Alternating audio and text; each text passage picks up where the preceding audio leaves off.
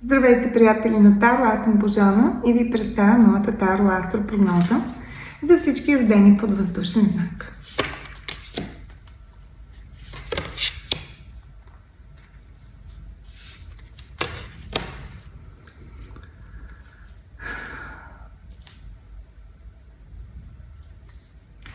Неща, които сте правили за някого и услуги, които сте приемали и вие обратно, са създали едни добри отношения на взаимна подкрепа, които ще продължат да се развиват още дълго време.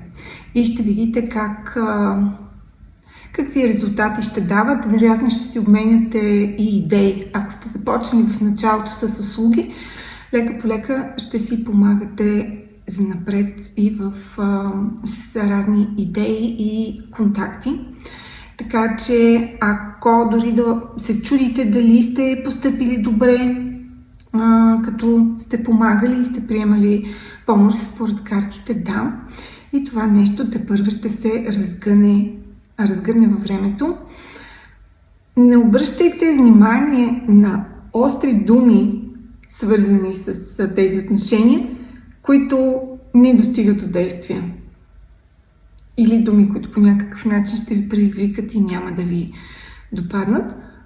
Наблюдавайте действията, защото тези отношения, които са започнати, ще имат дългосрочен ефект и не си заслужава за празни думи, недоразбрани, кой какво бил казал, с какъв тон го бил казал, да стопирате този потенциал и тази енергия, която се е появила от такива контакти.